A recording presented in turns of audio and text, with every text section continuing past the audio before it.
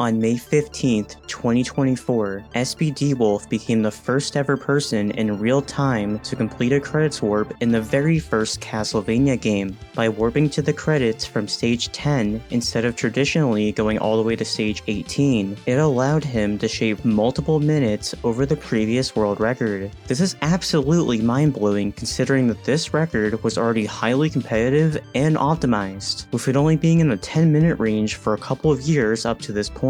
So how did such a thing become possible? Well, it's a huge mix of programming knowledge, reverse engineering, and pure dedication alongside many other factors. Needless to say, this game has quite a rich history, and we are going to have to rewind a bit to get the full context of this story. So today, let's dive into how Castlevania became such a broken speedrun. To gain a foundational understanding of how such a discovery can be unraveled, we are going to have to take a field trip back in time, specifically 2014. Our first resource today is the taskvideos.org forums, and if you're not familiar, this site is the biggest hub for anything task-related or tool-assisted speedruns. You know, those crazy inhuman speedruns people make using emulator tools? Those are tasks. Referencing posts on the forums here in mid-2014, Castlevania was already known to have a few bugs resulting in unintended game code execution. The most notable of these was the potion bug. If you happen to go through a door while having a potion's invincibility effect wear off within a certain time frame, the game has been known to produce effects such as crashing, resetting, and a variety of other things. Biscuit, who is notably a founder of Task Videos, proclaimed that this glitch was a dead end because it seemingly always gave some form of a crash. But you see, we are missing half the story. We also need to talk about the people who have optimized this game in real time. Put your thinking caps on, cause things in this video are about to get increasingly technical. Focusing on speedrunners of the game, I specifically want to zone into those running on emulator. It turns out that many people were using an emulator core by the name QuickNES, and let's just say it works a bit differently from what you may expect on a console. It doesn't properly emulate specific illegal opcodes, which are bytes that don't correspond to actual CPU instructions, and their results are unintended. This means that when executing data that was never meant to be code, it's common to run into one of these illegal opcodes. It turns out that the previously mentioned potion bug is guaranteed to eventually run into some kind of legal instruction, which can ultimately stop the console's CPU. But this QuickNES core that people were using at this time allowed the CPU to instead continue running afterwards. Seemingly very different behavior versus a console or a more accurate emulator, with the game in those scenarios always ending in a crash or reset. There is even more that runners were already able to piece together. They were aware of a glitch screen that was accessible in stage 10. By damage boosting up to the top platform which contains the stage exit, instead of taking the intended right platforms, the game will skip setting up an important variable that is crucial for the animation that emerges Simon from the ground in stage 11, and ends up not working properly. Instead, the player gets sent to a glitch screen. If looking at the version primarily used to speedrun at that time, the US version, this looks like a dead end. But if we look at the Famicom version, it resulted in crashes, and if you shift to the Famicom Disk System version, it still crashed, but would produce some other funky results. This is all really interesting, but no one experimenting at the time had the combination of knowledge and motivation to look into what exactly was happening here. This is where we travel through time once again, this time to April of 2021. The discovery of the scroll glitch was just discovered, a monumental feat for the speedrun community. This glitch involves turning around at very precise times to manipulate the layout of the level, and once executed can open up different shortcuts throughout the game. For an already popular and optimized NES title, this was a huge discovery. Top runs had already been in the 11-minute territory, but thanks to this, over the following year, the 10-minute barrier was able to be pushed into. That's neat and all, but how is this glitch relevant to today's story? Well, because this glitch now allows you to remove blocks on the top and bottom of staircases, as well as touch the top or bottom of a screen. This triggers a screen transition and would increase or decrease what is the substage index. You see, normally each stage has 2 substages, and these are indexed at either 0 or 1. 0 would be at the bottom, and if you decide to take a staircase up, you'll end up in substage 1. The same idea also applies in reverse if you decide to go back down. The system implemented here normally works pretty well, but there's one fatal flaw here. There's 0 validity checks. This means, for example, if you manage to go upstairs from substage 1, you'll magically end up in substage 2, and results in reading data that was probably not likely intended to be room data. Once more, you can do this the opposite way and take the stairs down from substage 0 and end up in substage 255, translating to the underflowing of the substage index. People were having a field day simply removing staircase blocks, and exploring these new screens, what more can be unveiled by this? Well, eventually, a tool assister by the name Scrimpeh discovered one specific screen that could potentially reveal more. Done on the original US release, it had a chance to send you back to the start of the very first stage. A runner afterwards by the name Komrade also found another screen had the potential to send you to stage 3, but sadly, this was only accessible with hacks. Glitch worlds had huge potential, but few knew what to do with this. SBDWolf even made this iceberg image relating to the scroll glitch, which notes several different uses ranging from easy and useful to difficult and impractical. While there was a lot of potential, once again, things quieted with nothing else being explored at the time. This is where we have to fast forward one more time, and I promise this will be the last. Starting specifically on May 10th, 2024, SBDWolf felt in the mood once more to search through the game's code. With him starting to learn how to reverse engineer games 3 years ago, he pretty quickly had been able to piece together a practice hack for The Lion King on SNES. But what about Castlevania? While flashing back to this specific day in 2024, he began to first look into the code responsible for handling door transitions. His first objective was to better understand how the door warp used in the run at stage 14 worked, and if this could work in other spots. During this, he found some other door warps, but they were a little out of reach due to level design, so now he decided to look at crashes in glitch worlds. The reason for most, if not all, crashes is the game's code responsible for handling spawner objects. These handle the spawning of things such as Medusa heads,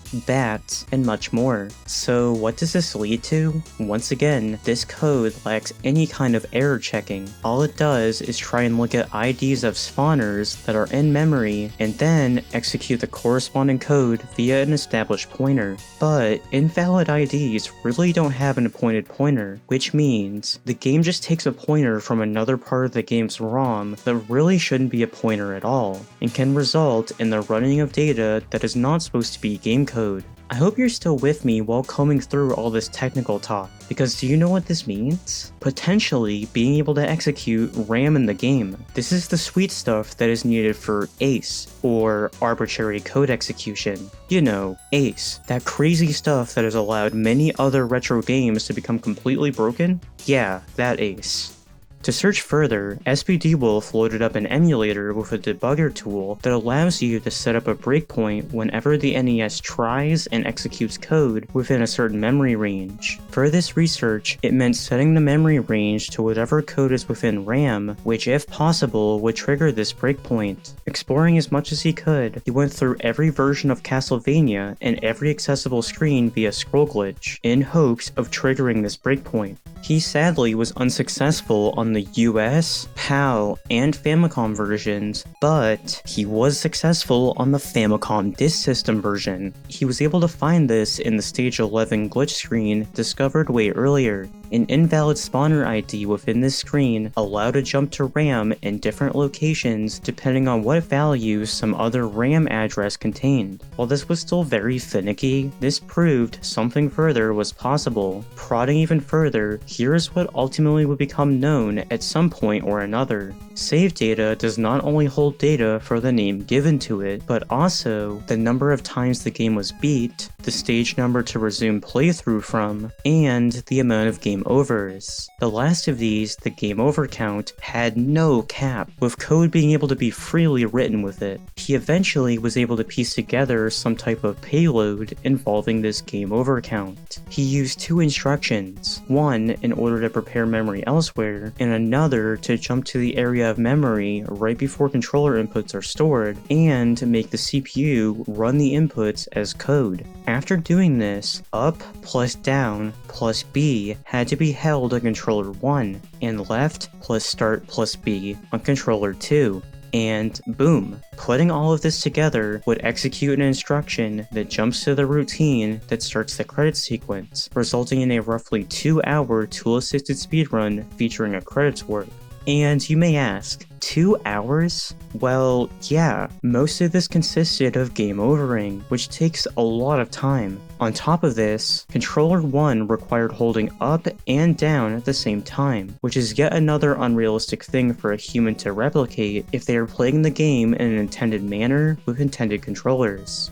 So this took SBDWolf to yet another idea, using the high score and current score memory instead. These do have their limitations though, and wouldn't have access to the full range of possible instructions. He also noted having to make sure the game's execution would safely return back to ROM data after executing this. This would morph into a completely new setup, with the requirements being needing to get a high score of 38,820, game overing to reset the current score back to 0, and then finally getting 6,000 more points. Paired with this is needing to do a setup in a style in a similar vein to other game A setups. In this case, he needed to manipulate the X coordinates of the last spark animation, the last whip animation, and the last splash animation from a fishman. These needed to have very specific values that would allow the jump to the credits to occur. With this tool assist only being 8 minutes instead of 2 hours, and not relying on any pre-existing save data, this setup would become what was the most reliable shot at a human ever being able to perform a credits warp. Except, that wasn't really the end. Was this actually human viable? Well, between a required memory address of Simon and not trying to manipulate it, not really. Manipulating this address would require whipping at the end of the stage while being on the right side of the camera, but the credits warp setup would require you whipping on the left side of the start of the stage. With these not being compatible, and not being able to get that far in regards to making X coordinate setups, SBDWolf wasn't sure if much was going to happen. With further roadblocks, it was time to now look into how to use the save data as part of the actual setup. But why, you may ask? Well, including the time that it takes to set up the save files was only a strict requirement for the site that these tool-assisted runs were featured on, taskvideos.org, which requires starting from a completely clear state. But you also have to consider how people actually attempt these types of runs in real time, and it turns out there is zero in-game means to completely reset the game to a perfectly clear state, even if you delete all 3 save files. The game keeps track of other data beyond that, which can affect the ACE setup. If you wanted to try and 100% erase your data, that is a completely whole new can of worms that makes things far too complex for the typical real-time speedrun. So where do we go from here then? Well, SBDWolf discovered one byte that kept track of how many times you've beaten the game on a save. While this didn't necessarily make anything completely new possible, it would lead things in the right direction. He once again was back to the idea of using controller inputs, but there was still a big issue for real-time runners. The original setup required simultaneous up and down inputs. Good luck consistently doing that with a controller that isn't either heavily modified or broken in some way. Sure, maybe someone like a keyboard player could do this, but that wasn't the real goal here. So being able to simultaneously press up and down was out of the question, but what if you could somehow just trick the game into thinking you're holding these inputs? Well, this was SBDWolf's new idea. His approach was using different inputs while modifying what the game sees as buttons. For example, holding a more realistic up plus L plus B combination instead, while a modified file name will trick the game into seeing that as up plus down plus B. But there's another concern here. The game ends up jumping to a place called a PPU buffer area, which is data relating to the NES's picture processing unit. The data it jumps to in this case seems somewhat random and would change based on the exact time the exit of stage 10 was taken. This didn't seem horribly reliable for an actual run, and in practice, SBDWolf could only achieve this between 1 out of every 20 to 30 times at best. Good news though, there's a very specific pattern of PPU data that is very common with things laid out in a very particular way. This led to a new setup that was developed to expect exactly this data pattern. Thanks to this, his success rate of warping to the credits increased a lot. And by a lot, I mean upwards of 70% this time. I wasn't exaggerating. Using this setup, this was the final piece of this very long puzzle. He lowered the any percent record by not 1, not 2, but by over 3 minutes, resulting in a 6:47 when adjusting the timing without loads. 3 minutes may not sound like anything ultra crazy in terms of units of time, but in a speedrun that was already 10 minutes long, that was huge. With 4 more rapid improvements in a single session, this was very quickly chopped down by another 50 seconds, if things keep getting better. The very next day, on May 16th, Scrimison became the second ever person to pull this off, getting a low 7-minute run. With Retro Gaming 2084 being the third only a few days later, it's safe to say that the longer this discovery is experimented with, the more people will be able to pull this off, and perhaps lower this time even further than ever imagined. With SBDWolf more recently getting a proper Famicom disk system set up to optimize these runs, this time has been lowered even further, with him sharing that the run is getting closer and closer to an ideal performance considering what is currently known. So that was the story of how Castlevania went from an already short speedrun to a somehow even shorter one. That is the beauty of speedrunning. No matter how much a game is already optimized, sometimes it can somehow be pushed even further thanks to enough motivation and experimenting. Until more things develop, that's all I have to share, but thanks for watching.